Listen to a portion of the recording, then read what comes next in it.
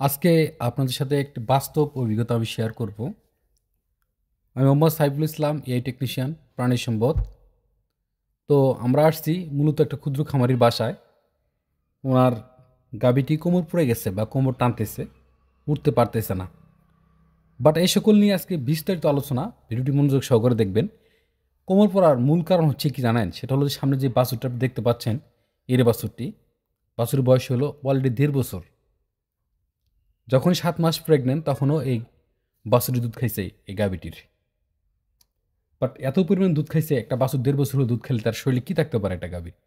অতিরিক্ত দুধ খাওয়ার কারণে, বাট হয়তো 1-1.5 মাসে হলো দুধ ছাড়ছে। তখন গাভীর স্বাস্থ্য খুবই খারাপ ছিল। বাট ওই সময় যে দুধ খাওয়ার কারণে দেখা যাচ্ছে ক্যালসিয়াম একটা ডিফিসিয়েন্সি ছিল। সব ধরনের মাল্টিভিটামিন, মিনারেল ডিফিসিয়েন্সি থাকার কারণে কি হয় এক সময়, বাট গবাদি প্রাণী নিঃশক্তি হয়ে যায়। বাট পায়ে ওয়েট নিতে পারে না। বাচ্চা, যে একটা নবাগত বাচ্চা আসবে পেটের ভিতরে 8 মাস প্রেগনেন্ট, সেটা ওয়েটটাতে সহ্য করতে পারে না। না পারার কারণে কি, সে কি মানে শুলে আর উঠতে পারে না একা, তাকে সহজে করে উঠাইতে হয়। তো মূল কাজ হলো যে খামারিদের বলবো, যে গবাদি প্রাণীর বাচ্চার 6 মাস হয়ে যায় তখন তো আপনি বাছুরকে দুধ খাওয়াবেন না। এরপর থেকে বাছুরকে বাড়তি খাবার দিবেন। কারণ যে বাচ্চাটা আসবে এর জন্য ভবিষ্যৎটাও খুবই একটা ভালো হবে না। কারণ বাচ্চাটা অপুষ্টিজনিত রোগে ভুগবে এবং বাচ্চা হওয়ার পর সে পর্যাপ্ত পরিমাণে কি দুধ পাবে না। তো এটা আসলে খামারের জন্য ক্ষতি। তো আধুনিক কথা বলতে গেলে আসলে যারা নতুন গরু পোষে তারা তো আসলে এটা বুঝতে পারে না। এটা আসলে এদের ব্যর্থতা। তো এই সকল ক্ষেত্রে আপনি যে ট্রিটমেন্টটি করবেন, যে চিকিৎসা দিবেন, আমি শর্টকাটে বলি। প্রথমে অবশ্যই আপনাকে স্লাইন ক্যালসিয়াম, পাশাপাশি হচ্ছে যে ভিটাফসফেট, সাইনাকোলামিন, এটা খুবই গুরুত্বপূর্ণ বিষয়।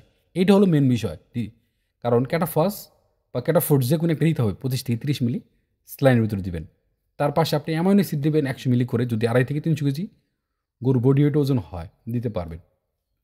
এবং খাওয়ানোর জন্য আমি যেটা সাজেস্ট করব বাস্তব অভিজ্ঞতার আলো থেকে, এটা হলো ভিটাডি প্লাস।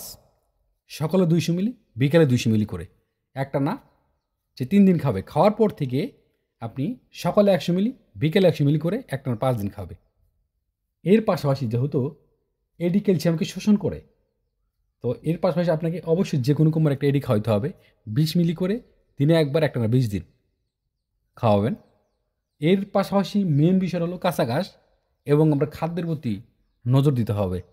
যদি খাদ্য না খাওয়ান, যত ওষুধ পানি খাওয়ান না কেন, আপনার গরু কোমর উঠবে না, কোমর টানবে, ভালো হবে না। তো অবশ্যই আপনাকে খাদ্য খাওয়াতে হবে। গমের ভুসি খাওয়াবেন, ভুট্টা খাওয়াবেন, ফিড খাওয়াবেন, যত্ন নেবেন। আর এই সময় পানিটা আলাদা খাওয়ানোর চেষ্টা করবেন। তবে আরেকটা বিষয় বলে আপনাদের শেয়ার করি, যে সকল গরু ভালো হবে না, দেখা যাচ্ছে আপনার কোমর পড়ে গেছে, প্রেগনেন্ট নাই, পেটে বাচ্চা নাই, বাট দাঁড়িয়ে থাকতে পারতেছে না, 1 মিনিট বা 30 সেকেন্ড থাকে আবার পড়ে যায়। তো আমি তাদেরকে বলি এই গরুটা ভালো হবে না, ভালো হওয়ার চান্স নাই। কিন্তু বাকিটা হচ্ছে উপরওয়ালার হাতে। উপরওয়ালা যেটা ভালো মনে করে, ভালো করে মালিক হচ্ছে কি আল্লাহ। যদি ভিডিওটি ভালো লেগে থাকে সবাই একটু শেয়ার করে দিবেন, সাবস্ক্রাইব করবেন। দেখেন আপনার জন্য এত ভিডিও তৈরি করি, বাট এত সুন্দর পরামর্শ দেই। তো ভিডিওটি শেয়ার করে দিবেন, অন্যকে দেখার সুযোগ করে দিবেন। তো আশা করি সবাই ভালো